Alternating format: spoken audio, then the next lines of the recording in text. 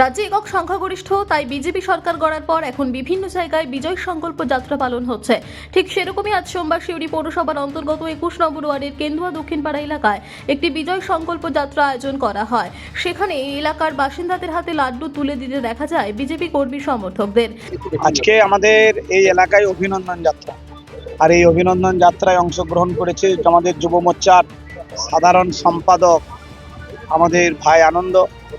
উপস্থিত আছেন আমাদের এই অভিনন্দন যাত্রায় আমাদের শহরের সভাপতি সুনয়ন ভান্ডারী, আমাদের জিএস স্বপনদা ছাড়া অন্যান্য নেতৃত্ব যারা রয়েছে প্রত্যেকেই এই অভিনন্দন যাত্রায় উপস্থিত হয়েছে এবং সাধারণ মানুষ ভোটার স্বতঃস্ফূর্তভাবে এই অভিনন্দন যাত্রায় অংশগ্রহণ করেছে।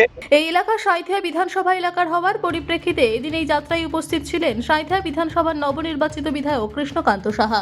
ব্যুরো রিপোর্ট, আরোহী নিউজ বাংলা।